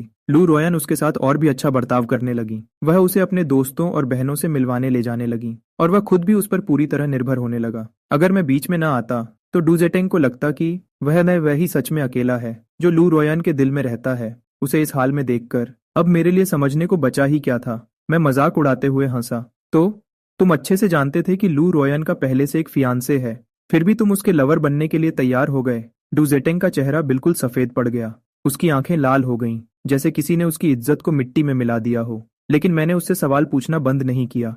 तो क्या तुम जानते थे कि लू रोयन और मैं सिर्फ घरवालों की मर्जी से शादी नहीं कर रहे थे, बल्कि हम सच में एक दूसरे को पसंद करते थे, एक दूसरे की परवाह करते थे और इसीलिए हमारी सगाई हुई थी। डुजेटिंग ने अपनी मुट्ठी भींची और इस बेइज्जती को बर्दाश्त किया।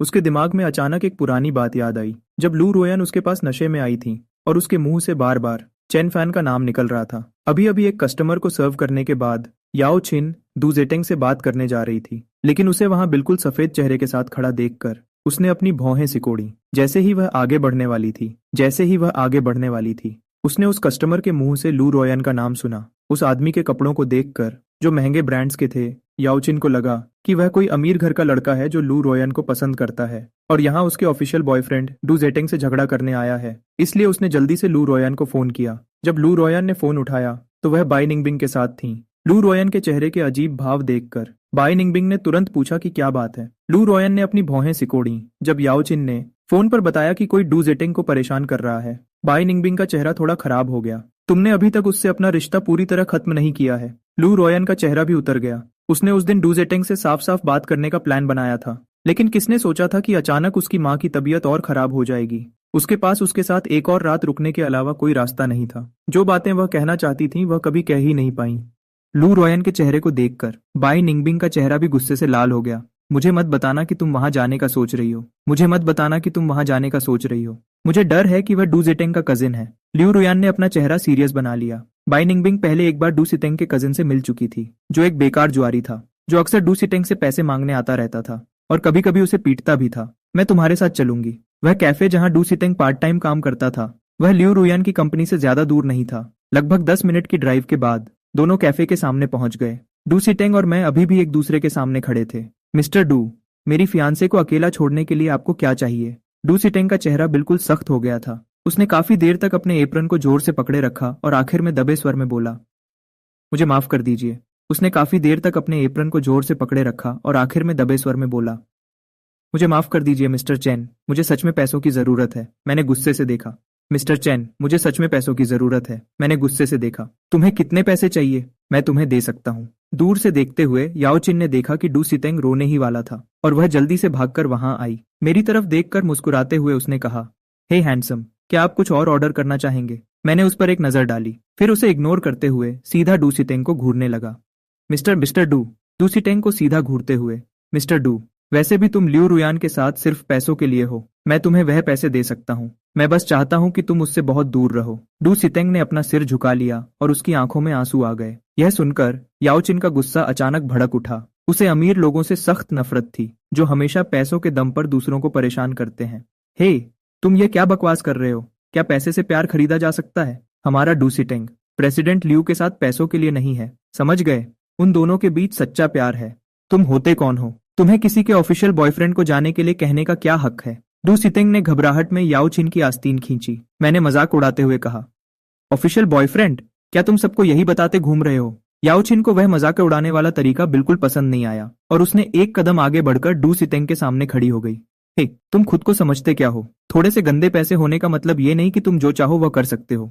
तुम्हें क्या लगता है हम तुमसे डरते हैं? याओ चिन ने अपनी आवाज ऊंची की, जिससे कैफे के बाकी लोग भी घूमकर देखने लगे। मैं कौन हूँ? क्या तुम्हें मिस्टर डू ने नहीं बताया? मैं उसी प्रेसिडेंट लियू का फियांसे हूँ जिसके बारे में तुम बात कर रही हो। याओ चिन ने जवाब देने के लिए अपना मुंह खोला, पर अचानक उसे समझ आया कि मैंने अभी क्या कहा था। वह हैरान होकर वहीं खड़ी रह गई। फियांसे? हाँ, सही सुना। लियू रुयान और मैं पिछले 7 साल से एक दूसरे से प्यार करते हैं और 3 साल पहले हमारी सगाई हुई थी। मुझे कैसे नहीं पता था कि लियू रुयान का कोई ऑफिशियल बॉयफ्रेंड है। याओ चिन धीरे से डू सितेंग की तरफ देखने के लिए घूमी तो उसने देखा कि डू सितेंग का चेहरा बिल्कुल पीला पड़ चुका था। वह तर्थ ही अपनी जगह पर बिल्कुल सुन्न खड़ा था और इस बात से इनकार करने की उसकी बिल्कुल हिम्मत नहीं थी। याओ चिन का दिल बिल्कुल ठंडा पड़ गया। मैंने अपनी बात जारी रखी, पैसों के लिए नहीं। जहां तक मुझे पता है मिस्टर डू अभी भी एक कॉलेज स्टूडेंट है ना? मिस्टर डू की माँ के हॉस्पिटल में एडमिट होने से लेकर उनके इलाज तक का खर्चा कम से कम कई लाख रुपए होगा। क्या मिस्टर डू में यह कहने की हिम्मत है कि ये सारे पैसे लियू रुयान ने नहीं दिए थे? मैं सोच रहा हूं कि मिस्टर डू किस हक से लियू रुयान के पैसे खर्च कर रहे हैं। कैफे के सारे कस्टमर्स हैरान थे और बड़े ध्यान से इस तमाशे को देख रहे थे। क्या यह असली पार्टनर और घर तोड़ने वाले के बीच का झगड़ा है? यह तो बहुत मजेदार है। तभी लियू रुयान और बाई निंगबिंग अंदर आईं। उन्होंने सिर्फ डू सितेंग को सिर झुकाए हुए देखा, जिसके गालों पर आंसू बह रहे थे। जहां तक मेरी बात है, मुझे याओ चिन ने छुपा रखा था, इसलिए लियू रुयान मुझे बिल्कुल नहीं देख सकी। यह नजारा देखकर उसका गुस्सा भड़क उठा और वह तेजी से वहां आई और डू सितेंग को अपने पास खींचते हुए बोली, तुम्हें कौन परेशान कर रहा है? आवाज सुनकर याओ चिन पीछे घूमी। लियू रुयान ने भी ऊपर देखा और जैसे ही याओ चिन एक तरफ हुई, उसकी नजर मुझसे मिली। मेरी नजरें उसके सामने थीं। लियू रुयान वहीं की वहीं जम गई। होश में आने के बाद उसने जल्दी से डू सिटेंग का हाथ झटक दिया। डू सिटेंग पास की एक टेबल से जा टकराया और वह हैरानी से लियू रुयान को देखने लगा। मैंने एक दर्द भरी हंसी हंसते हुए कहा, तो तुम्हारा मतलब यह था जब तुमने मुझसे एक और मौका मांगा था? क्या तुम इसी तरह सब ठीक करने वाली थी? लियू रुयान ने जल्दी से 2 कदम आगे बढ़ाए। ऐसा नहीं है चेन फैन, मैंने ऐसा नहीं। लेकिन जैसे ही उसने मेरे पास आने की कोशिश की, मैं तुरंत खड़ा हो गया और पीछे हट गया। मेरे पास मत आओ लियू रुयान, मुझे तुमसे बहुत निराशा हुई है। तुम्हें देखकर मुझे घिन आती है। यह कहकर मैंने अपने हाथ में पकड़ा कॉफी का कप उठाया और उसे सीधा लियू रुयान के चेहरे पर फेंक दिया और बिना सोचे समझे वहां से निकल गया। लियू रुयान ने जल्दी से अपने चेहरे से कॉफी साफ की। वह मेरे पीछे भागने ही वाली थी, तभी बाई निंगबिंग ने उसे रोक लिया। उसे अब और परेशान मत करो, मुझे डर है कि उसे कुछ हो ना जाए। यह सुनकर लियू रुयान और भी ज्यादा परेशान हो गई। वह मेरे पीछे आना चाहती थी, पर उसकी हिम्मत नहीं हुई। बाई निंगबिंग ने आगे कहा, मैं जाकर उसे देखती हूँ, तुम अपना यह मामला संभालो। बाई निंगबिंग को मेरे पीछे जाते हुए देखकर लियू रुयान के दिल में और भी ज्यादा दर्द होने लगा। याओ चिन हैरान होकर वहीं खड़ी रही। उसके चेहरे पर उदासी थी। उसका दोस्त, जिसे वह बिल्कुल मासूम समझती थी, वह असल में दूसरों का घर तोड़ने वाला निकला, और वह भी एक नंबर का धोखेबाज निकला। डू सितेंग लड़खड़ाया, पर उसने खुद को संभाल लिया। जैसे ही वह उसके पीछे भागने लगा, उसने देखा कि लियू रुयान उसे गुस्से से घूर रही थी, जिससे उसकी धड़कन रुक सी गई। लियू रुयान ने डू सितेंग की तरफ ठंडी नजरों से देखा। उसकी आवाज में नफरत साफ झलक रही थी। आज के बाद मेरे सामने कभी मत आना, और उसके सामने भी कभी मत जाना। यह कहकर लियू रुयान वहां से चली गई। इस वक्त कैफे के लोग डू सितेंग को नफरत भरी नजरों से देख रहे थे, खासकर वह लोग जो रोज वहां आते थे। जो पहले इस लड़के को एक अच्छा और सीधा साधा कॉलेज स्टूडेंट समझते थे। उन्होंने कभी नहीं सोचा था कि यह इतना बड़ा धोखेबाज होगा। लिू रुयान की ऐसी बातें सुनकर दू सितेंग को लगा जैसे उसके दिल पर छुरी चल गई हो। उसने दर्द के मारे अपना सीना पकड़ लिया। उसे लगा कि कोई उसे दिलासा देने आएगा, लेकिन काफी देर तक कोई आवाज नहीं आई। उसने मजबूर होकर याओचिन की तरफ देखा तो देखा कि याओचिन पता नहीं कब काउंटर पर वापस जाकर कस्टमर्स को सर्व करने में बिजी हो गई थी। बाय निंगबिंग मेरे पीछे आई। उसने मुझे अपने पास खींचा और एक टैक्सी बुलाई। थोड़ी ही देर में वह मुझे अपने अपार्टमेंट ले आई। जैसे ही मैंने अपार्टमेंट में कदम रखा, मैं वहीं रुक गया। यह देखकर बाय निंगबिंग, जो मुझे आगे से खींच रही थी, वह भी रुक गई। क्या हुआ?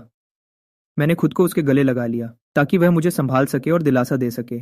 बाय निंगबिंग थोड़ी देर के लिए हैरान हुई, फिर उसने मुझे जोर से गले लगा लिया। मैंने धीरे से कहा, बाय निंगबिंग, क्या अब मेरे पास सिर्फ तुम ही बची हो? उदास मत हो, मैं अभी भी तुम्हारे साथ हूँ। मैं एक और रात बाय निंगबिंग के घर पर ही रुका। अगले दिन पहले की तरह मैं ब्रेकफास्ट बनाकर वहां से निकल गया। जब मैं घर पहुंचा तो मुझे अपनी जेब में एक एक्स्ट्रा चाबी मिली। मैंने धीरे से मुस्कुराया। लगता है मछली जाल में फंस गई है। मैंने अपने बेड के पास रखी किताब पर हाथ फेरा। मैंने अपना फोन निकाला और चू यू यू को एक मैसेज भेजा। मिस चू, मैंने किताब पढ़ ली है। आप कब फ्री हैं? मैं आपको खाना खिलाऊंगा और साथ ही आपकी किताब भी वापस कर दूंगा। जैसे ही उसे मैसेज मिला, वह अपने असिस्टेंट की काम की रिपोर्ट सुन रही थी। फोन की घंटी सुनकर असिस्टेंट एक पल के लिए हैरान रह गई। फिर उसने घबराते हुए अपनी बॉस की तरफ देखा और अपनी जेब से अपना फोन निकाला। चुपके से देखते हुए उसे पता चला कि उसे कोई मैसेज नहीं आया था, जबकि असिस्टेंट अभी भी परेशान थी। उसने देखा कि उसकी बॉस ने अपना फोन उठाया और वीचैट खोला। मैसेज देखकर चू यू यू ने थोड़ी हैरानी से अपनी आईब्राउ उठाई। असिस्टेंट चुपचाप एक तरफ खड़ी रही और अपनी बॉस के रिप्लाई करने का वेट करने लगी। अंदर ही अंदर बहुत हैरान थी। वह 5 साल से अपनी बॉस की असिस्टेंट थी, फिर भी उसने अपनी बॉस को पहले कभी वीचैट यूज करते नहीं देखा था। सिर्फ 30 साल की थी, फिर भी वह 50 साल से बड़े किसी बूढ़े आदमी की तरह बिहेव करती थी। इस वक्त अपनी बॉस को फोन पर चिपके हुए और मैसेज लिखते हुए देखकर असिस्टेंट ने हैरानी से अपनी आईब्राउ उठाई। वह थोड़ी क्यूरियस थी कि आखिर फोन के दूसरी तरफ कौन है। चू यू यू के साथ मैसेज पर फ्लर्ट करते हुए मैंने अपनी आर्ट एग्जीबिशन की तैयारी भी शुरू कर दी। बाहर के देश में की गई मेरी मेहनत की वजह से मेरा नाम बहुत बढ़ गया था। जैसे ही ये खबर फैली कि मैं एक एग्जीबिशन कर रहा हूँ, बहुत से लोगों ने इसे स्पॉन्सर करने के लिए मुझसे कांटेक्ट किया। मैं आर्ट एग्जीबिशन की तैयारियों में बिजी था और दिखाने के लिए अपनी बनी हुई पेंटिंग्स को सेट कर रहा था। मैं बस अपने दिमाग को शांत करके तारों भरे आसमान की पेंटिंग पूरी करना चाहता था। मुझे बस कुछ और पेंटिंग्स बनानी थी और फिर एग्जीबिशन ऑफिशियली शुरू हो सकती थी और मैं सच में एक तारों भरा आसमान पेंट करना चाहता था। ठीक उसी वक्त चू यू यू मुझसे बात कर रही थी। उसे पता था कि मैं एक एग्जीबिशन करने वाला हूँ और तारों भरे आसमान की पेंटिंग बनाने की तैयारी कर रहा हूँ, इसलिए उसने मुझे सीधा कॉल किया। उसका कॉल आने पर मैं थोड़ा हैरान था, लेकिन इस शहर में इतना सुंदर तारों भरा आसमान कहाँ दिखता है? मुझे पेंटिंग बनाने का कोई आइडिया ही नहीं मिल रहा था। चू यू यू ने अपनी आईब्राउ उठाई। उसकी आवाज में थोड़ा इशारा था। मुझे एक जगह पता है जहां से तुम एक बहुत ही सुंदर तारों भरा आसमान देख सकते हो। मेरी आवाज में अचानक खुशी आ गई। सच में? चू यू यू थोड़ा मुस्कुराई। चलना चाहते हो? चू यू यू मुस्कुराई। उसने अपनी स्केड्यूल बुक खोली और अपना फ्री टाइम चेक किया, जैसे उसने मेरे दिमाग की बात जान ली हो। उसकी आवाज में थोड़ा सस्पेंस था। क्यों ना मैं मिस चू को डिनर पे ले जाऊं और मिस चू मुझे तारे दिखाने ले चले। कैसा रहेगा? चू यू यू ने तुरंत कहा। तुम पर पिछली बार के खाने का उधार अभी भी बाकी है। मैं थोड़ा मुस्कुराया। तो उसे अगली बार के लिए रख लेते हैं। बिना देर किए मैं सीधा उसकी जगह पर पहुंच गया। जैसे ही मैं चू यू यू की कंपनी के रिसेप्शन डेस्क पर पहुंचा, मैंने देखा कि चश्मा पहने एक औरत पहले से वहां खड़ी थी। मुझे देखकर वह मेरे पास आई और तमीज से बोली, हेलो मिस्टर चैन, मैं प्रेसिडेंट चू की असिस्टेंट हूँ। प्रेसिडेंट चू पार्किंग लॉट में आपका वेट कर रही है, मैं आपको वहां ले चलती हूँ। असिस्टेंट के चेहरे पर एक स्माइल थी। उसका बिहेव बहुत ही सॉफ्ट था, लेकिन अंदर ही अंदर वह खुशी से चिल्ला रही थी। कोई हैरानी की बात नहीं कि उसकी बोरिंग और पुराने ख्यालों वाली बॉस इस तरह अपने फोन से चिपकी रहती थी। ये लड़का तो सच में कमाल का है। ठीक है, थैंक यू। मैं धीरे से मुस्कुराया और असिस्टेंट के पीछे लिफ्ट की तरफ चलने लगा और मैंने अपनी आंख के कोने से बातें करती हुई रिसेप्शनिस्ट को देखा। चू यू यू की कार में बैठकर मैं सीट पर पीछे हो गया और आसपास देखने लगा। फिर मैंने अपने बैग से एक छोटा सा पीस चाम निकाला और उसे उसकी कार में अच्छे से टांग दिया। चू यू यू ने मुझे ऐसा करते हुए देखा। मैं इतने आराम से काम कर रहा था जैसे ये कार मेरी ही हो। वह गुस्सा तो नहीं हुई, बल्कि उसके चेहरे पर एक हल्की सी स्माइल आ गई। बस उसने एक प्यारी सी स्माइल दी। हम जिस जगह जा रहे थे वह एक रिजॉर्ट था और वह अभी पूरा बना भी नहीं था। जैसे ही हम वहां पहुंचने वाले थे, चू यू यू ने अपना सिर घुमाया और देखा पास वाली सीट पर चुपचाप बैठे हुए लड़के की तरफ। क्या तुम्हें डर नहीं लगता कि मैं तुम्हें बेच दूंगी? मैंने फोन की स्क्रीन से अपनी नजर हटाई और चू यू यू की तरफ देखते हुए बोला, आखिर मेरी कीमत ही क्या होगी? तुम्हारी कुछ तो कीमत होगी ही। मैं थोड़ा हंसा और रास्ते के नज़ारों को देखने लगा। ये जगह अभी तक शुरू नहीं हुई है ना? चू यूयू ने हाँ में सिर हिलाया। हाँ, बिल्कुल सही। इसलिए तुम यहाँ आने वाले सबसे पहले मेहमान हो। हर कोई चाहता है कि वह किसी के लिए खास हो, और यह सुनकर मुझे सच में बहुत खुशी हुई। मैंने ध्यान से रिजॉर्ट को चारों तरफ देखा। वहाँ की बिल्डिंग बहुत ही सुंदर थी, जिसमें पुराने कल्चर की झलक साफ दिख रही थी। यहाँ के सारे घर ऊंचे वुडन स्टाइल के बने थे, जो पूरी तरह लकड़ी से बने थे और पहली ही नजर में बहुत ही खूबसूरत लग रहे थे। कार एक बड़ी झील के पास रुकी। मैं बाहर निकला और मेरी नजर एक लोटस पॉन्ड पर पड़ी, जिसके पत्तों ने पूरे पानी को ढक रखा था। मैंने चू यूयू की तरफ मुड़कर कहा, हमें यहाँ आने के लिए जून तक का वेट करना चाहिए था। वक्त आने पर मैं तुम्हें यहाँ फिर से लेकर आऊंगी। चू यूयू ने कार की चाबी उस एरिया के मैनेजर को दे दी। फिर उसने धीरे से उसे ऑर्डर दिया, झील के बीच वाले घर को साफ करवा दो। अपना ऑर्डर देने के बाद चू यूयू चलकर मेरे पास आकर खड़ी हो गई। यहाँ का रात का आसमान बहुत सुंदर होता है। आज रात आराम से इसका मजा लेना। मैं उसकी तरफ देखने के लिए मुड़ा। मेरी आंखों में मजाक था। चू यूयू मुस्कुराई और मेरे साथ कंधे से कंधा मिलाकर चलने लगी। चू यूयू मुस्कुराई और मेरे साथ कंधे से कंधा मिलाकर चलने लगी और इस रिजॉर्ट के बारे में और इसकी खासियत बताने लगी। यहाँ काम करने वाले बहुत से लोग इसी गांव के रहने वाले हैं जो पहले यहाँ रहते थे। मैंने हैरानी से चू यूयू की तरफ देखा। चू यूयू ने हाँ में सिर हिलाया। हाँ, बिल्कुल सही। मैंने उनकी जमीन खरीद ली और अब वह रहने के लिए मेरे घर रेंट पर लेते हैं और साथ ही यहाँ अपनी दुकानें खोलकर पैसे भी कमाते हैं। ये नए लोगों को काम पर रखने से कहीं ज्यादा आसान है। चू यूयू ने उस लगभग पूरे बने रिजॉर्ट को देखा और हल्की स्माइल के साथ कहा, वह इस जमीन को बहुत प्यार करेंगे और इसकी हिफाजत करेंगे, मेरे किसी भी दूसरे एम्प्लॉई से कहीं ज्यादा अच्छी तरह। बॉस चू सच में बिजनेस करना जानती हैं। आप मुझे क्यों नहीं सिखाती? चू यूयू ने अपने सामने खड़े लड़के को देखा। सिखा दूंगी, लेकिन इसकी फीस लगेगी। क्या आपके पास सच में थोड़े से पैसों की कमी है? चू यूयू ने मेरी साफ आंखों में देखा और उसके चेहरे पर एक शरारती स्माइल आ गई। मैंने कब कहा कि फीस पैसों में होनी चाहिए? मैंने हैरानी से अपनी आईब्राव उठाई, जैसे मुझे मजा आ रहा हो। अच्छा, तो फिर आपको क्या चाहिए? चू यूयू थोड़ी देर के लिए चुप रही, जब तक कि मैं पूरी तरह से जानने के लिए बेचैन नहीं हो गया। फिर आखिर में उसने कहा, मैं तुम्हें बाद में बताऊंगी। चलो अब खाने का वक्त हो गया है। यह कहकर वह थोड़ी दूर बने रेस्टोरेंट की तरफ चलने लगी। मुझे नहीं पता कि मैं पहले कहाँ घूम रहा था, लेकिन मेरा दिल बस उसके पीछे पीछे रेस्टोरेंट की तरफ चलना चाहता था। पहले मुझे बताओ। मैं बाद में बताऊंगी। जब तक हमने खाना खत्म किया, रात हो चुकी थी। मैं झील के पास घूमने ही वाला था ताकि खाना हजम हो सके। तभी चू यूयू ने मेरे सिर पर धीरे से हाथ फेरा। जैसे ही मैंने अपना सिर घुमाया, चू यूयू मेरे पास आई और मेरे कान में धीरे से बोली, ऊपर देखो। मैंने ऊपर देखा और मैं हैरान रह गया। वह बड़ा और खुला आसमान हजारों चमकदार सितारों से भरा हुआ था। ऐसा लग रहा था जैसे किसी थाली में ढेर सारे मोती बिखरे हुए चमक रहे हों। वे बहुत ही सुंदर और तेज चमक रहे थे। रिजॉर्ट के ट्रिप से वापस आने के बाद से चू यूयू फिर से अपने काम में बहुत बिजी हो गई। मैं भी समझता था कि अभी के लिए हमारा रिश्ता जितना है उतना काफी है, इसलिए मैंने खुद से उसे फोन करके परेशान नहीं किया। इसके बजाय आजकल मैं अक्सर बातें करता था लू रुयान और बाई निंगबिंग के साथ। लू रुयान सच में अपनी गलती सुधारना चाहती थी।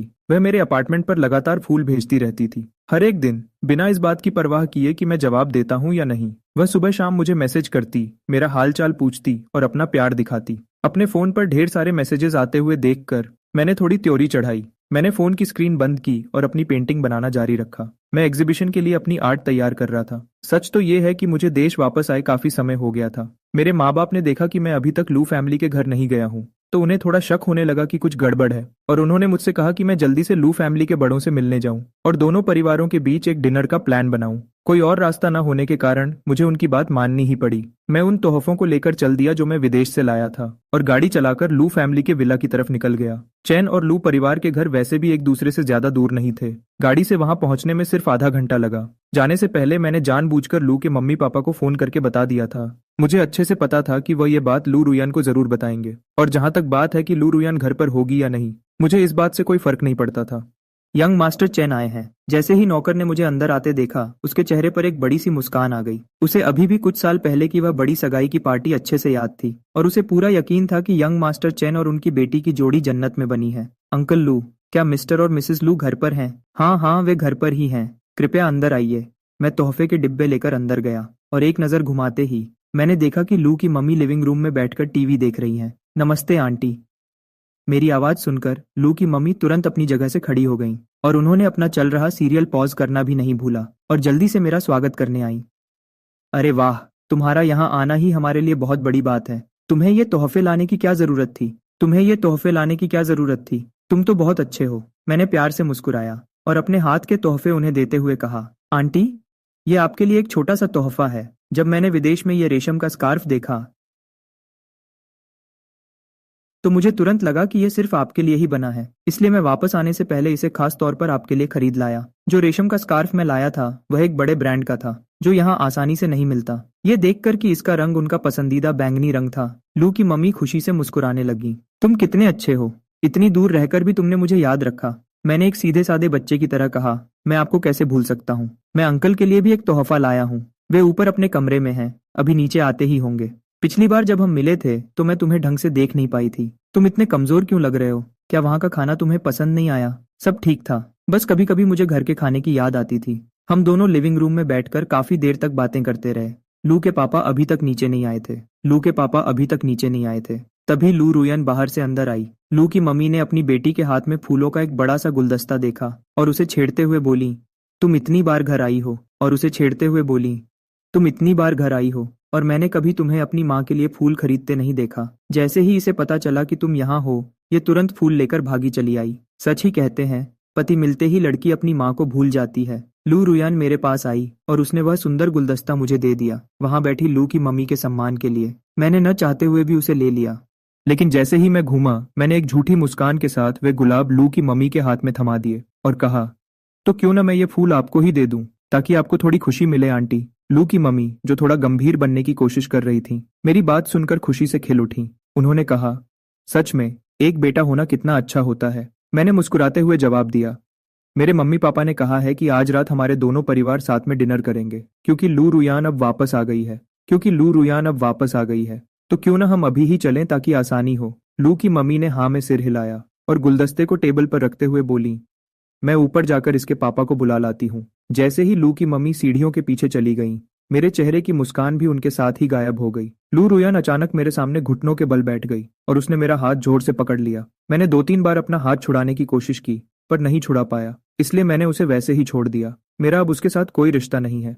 प्लीज अब मुझसे गुस्सा मत रहो, ठीक है? मैंने उसकी तरफ एक बार देखा तक नहीं और न ही एक शब्द बोला। लू रुयान जल्दी जल्दी आगे मिन्नतें करने लगी। मैं कसम खाती हूँ कि मैंने उससे सारे रिश्ते तोड़ दिए हैं। तुम्हें मुझ पर यकीन करना होगा चैन फैन। शुरू से लेकर आखिर तक मैंने सिर्फ तुमसे ही प्यार किया है। ये तो बस इसलिए हुआ क्योंकि मैं तुम्हें बहुत याद कर रही थी और मैंने ऐसी बेवकूफ़ी कर दी। तुम मुझे समझते हो ना? मैं तुमसे वादा करती हूँ, मैं आगे से उससे कभी कोई मतलब नहीं रखूंगी। मैंने उसका नंबर और हर चीज ब्लॉक कर दी है। ये सच है, प्लीज मुझ पर यकीन करो। मैं मानती हूँ कि गलती मेरी थी। मुझे पता है कि मैंने बहुत बड़ी गलती की है। मैं बस तुमसे एक मौका मांग रही हूँ ताकि मैं सब ठीक कर सकूं। प्लीज हमारे 7 साल के प्यार को एक और मौका दो। यह देखकर कि उसने अपना दिल खोल कर रख दिया है, मैं कुछ नर्म शब्द बोलने ही वाला था, तभी मुझे लू के मम्मी पापा के कदमों की आवाज सुनाई दी। वे दोनों नीचे आ रहे थे। आवाज सुनकर लू रुयान बिल्कुल भी नहीं घबराई। वह आराम से खड़ी हुई और मेरे ठीक पास बैठ गई और उसने अभी भी मेरा हाथ जोर से पकड़ रखा था। लू के मम्मी पापा चलते हुए वहां आए और उन्होंने देखा कि हम दोनों एक दूसरे के पास चिपक कर बैठे हैं,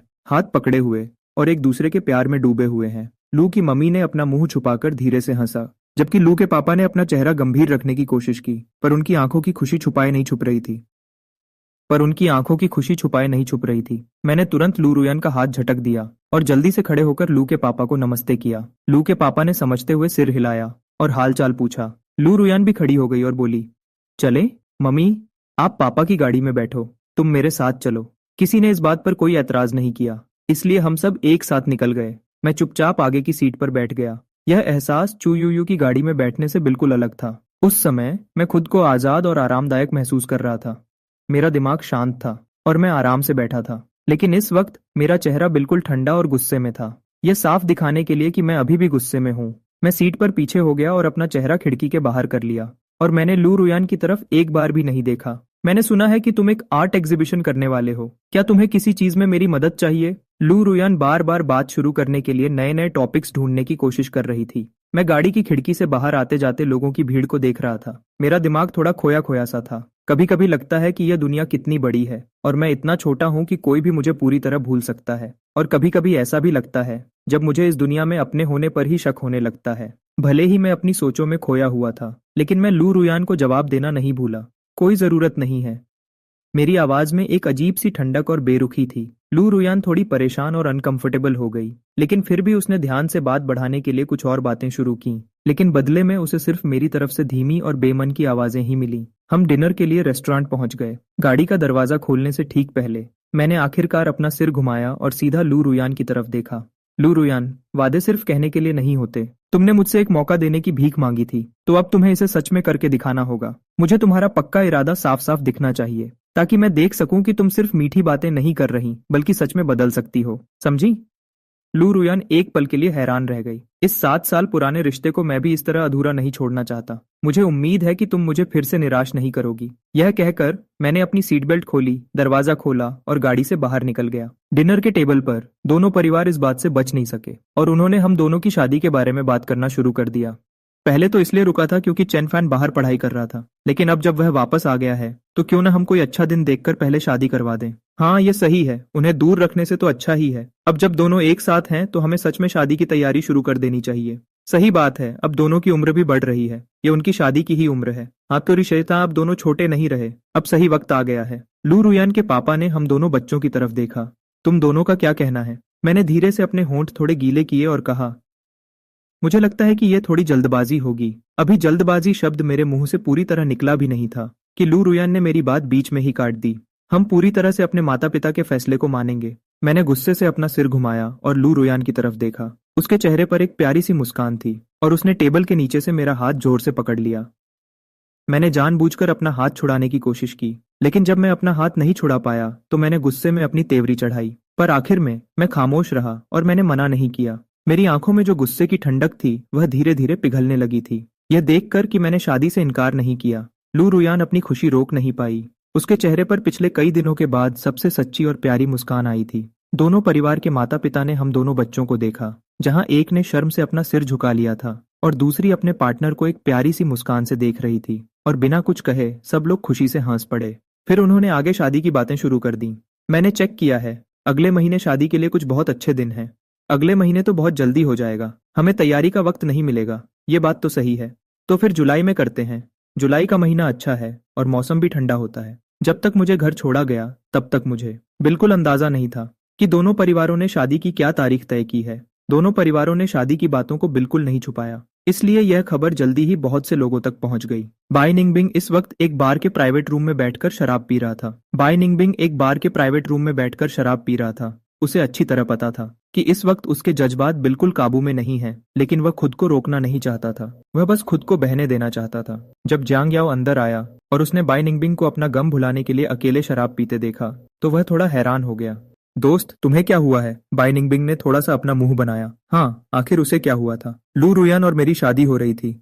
हम दोनों का दोस्त होने के नाते क्या उसे खुश नहीं होना चाहिए था? लेकिन बाई निंगबिंग को बिल्कुल भी खुशी महसूस नहीं हो रही थी। सच तो यह है कि इस वक्त उसके दिमाग में बस वही यादें घूम रही थीं जब वह मेरे साथ अकेले वक्त बिताता था। वह जानता था कि उसकी ये फीलिंग्स आम नहीं है। उसे खुद नहीं पता था कि यह प्यार कब शुरू हुआ। मेरे बाहर जाने से लेकर मेरे वापस आने तक बाई निंगबिंग को कुछ समझ नहीं आ रहा था और न ही वह इसे दबा पा रहा था। बाई निंगबिंग को कुछ समझ नहीं आ रहा था और न ही वह इसे दबा पा रहा था। जब तक उसे इस बात का एहसास हुआ तब तक उसे मेरी शादी की बात से दुख होने लगा था। कुछ अजीब महसूस करते हुए जांग याओ ने पूछा, सच बताओ, तुम्हें क्या हुआ है? तुम्हारा चेहरा देखकर लगता है जैसे तुम्हारा दिल टूट गया हो। बाई निंगबिंग ने कुछ नहीं कहा और न ही इस बात से इनकार किया। जांग याओ ने तो मजाक में कहा था, लेकिन अचानक उसे कुछ समझ आया। वह झटके से एक कदम पीछे हटा और बाई निंगबिंग को ऐसे देखने लगा जैसे कोई अजीब चीज देख ली हो। ऐसा नहीं हो सकता। क्या सच में तुम्हारा दिल टूटा है? कब से? किसके साथ? क्या मैं उसे जानता हूं? तुमने उसे छोड़ा या उसने तुम्हें छोड़ दिया? बाई निंगबिंग ने अपना मुंह बनाया और बोला, छोड़ना? हमारा तो कभी कुछ शुरू ही नहीं हुआ था, तो छोड़ने की बात कहां से आई? शुरू से ही मेरे पास कोई मौका ही नहीं था। उस दिन के बारे में सोचते हुए जब मैंने उसे गले लगाया था, बाई निंगबिंग ने अपना सिर पीछे किया और एक और ग्लास शराब पी गया। हालत खराब होते देख जांग याओ ने जल्दी से उसके हाथ से ग्लास छीन लिया। अरे, अगर कोई बात है तो साफ साफ बताओ। जब तक तुम मुझे बताओगे नहीं, मैं तुम्हारी मदद कैसे करूंगा? इस तरह शराब में गम डुबाने से कुछ नहीं होगा। अब पीने के लिए शराब नहीं बची थी, तो बाई निंगबिंग बस खामोशी से अपना सिर झुकाकर बैठ गया। बाई निंगबिंग बस खामोशी से अपना सिर झुकाकर बैठ गया। यह देखकर जांग याओ ने एक ठंडी सांस भरी। फिर बात बदलने के लिए उसने अचानक एक सवाल पूछा, चेन फान और लू रुयान शादी कर रहे हैं, क्या तुम्हें इस बारे में पता है? मुझे यकीन नहीं हो रहा कि चेन फान ने उसे माफ कर दिया। मुझे याद है कि वह नर्म दिल था, लेकिन उसके अपने उसूल थे। लू रुयान ने जो कुछ भी किया वह बहुत बुरा था, फिर भी उसने उसे इतनी आसानी से माफ कर दिया। हाय। काफी देर तक कोई जवाब न मिलने पर जांग याओ ने अपना सिर घुमाकर बाई निंगबिंग की तरफ देखा, तो देखा कि बाई निंगबिंग का चेहरा और भी खराब हो गया था। अचानक उसके दिमाग में एक अजीब सा ख्याल आया और उसके मुंह से अचानक निकल गया, तुम जिसकी बात कर रहे हो, कहीं वह चेनफान तो नहीं है? बाई निंगबिंग ने इस बात से इनकार नहीं किया। 3 सेकंड के लिए सुन्न होने के बाद जांग याओ उछल पड़ा। तेरी तो सच में वही है। कब से? मुझे कैसे नहीं पता चला? तुम दोनों के बीच ये सब कब से चल रहा है? अपने बालों में हाथ फेरते हुए जांग याओ ने खुद से ही कहा। नहीं, यह गलत है। चेनफान तो पिछले कुछ सालों से बाहर था और तुम भी सालों से किसी बिजनेस ट्रिप पर नहीं गए। तुम दोनों के बीच कुछ होने का कोई चांस ही नहीं है, और वह तो लू रुयन से इतना प्यार करता है और तुम्हें अपना सबसे अच्छा दोस्त मानता है, तो उसके लिए यह हद पार करना बिल्कुल नामुमकिन है। जब तक कि जांग याओ ने बाई निंगबिंग की तरफ देखा, जिसने अब अपना सिर उठाया था, और यकीन के साथ बोला। बाई निंगबिंग ने अब भी इनकार नहीं किया। जांग याओ घूमा और उसने कचरे के डिब्बे पर जोर से लात मारी और गुस्से में बोला, दोस्त, उनकी शादी की तारीख तय हो चुकी है, जुलाई में। वे जुलाई में शादी कर रहे हैं। तुम क्या सोच रहे हो? बाई निंगबिंग ने अपना ग्लास उठाया और सिर पीछे करके बेहोश होने तक पीना शुरू कर दिया। बाई निंगबिंग ने अपना ग्लास उठाया और सिर पीछे करके बेहोश होने तक पीना शुरू कर दिया। इस बार जांग याओ ने उसे नहीं रोका। जांग याओ उसके पास गया, बाई निंगबिंग के पास बैठा और ठंडी सांस लेकर बोला, पी लो। आज पीने के बाद इस बात को यहीं खत्म कर देना। बाई निंगबिंग एक के बाद एक ग्लास पीती जा रही थी, जैसे उसे लग रहा हो कि एक बार वह नशे में हो गई तो यह सारा दर्द खत्म हो जाएगा और वह कड़वे सच अब सच नहीं रहेंगे। जांग याओ उसके पास थी और उसके पास रहकर उसे दिलासा दे रही थी। पहले तो उसने बाइंडिंग बिंग को इसे भूल जाने की सलाह दी, लेकिन बाद में उसकी बातें बदल गईं। ज्यादा उदास मत हो, उन दोनों की अभी शादी नहीं हुई है। क्या पता शायद एक दिन लू रुइन का दिमाग खराब हो जाए और वह डूजी डिंग को ढूंढने के लिए भाग जाए। तब चैन फैन उसे बिल्कुल भी माफ नहीं करेगा।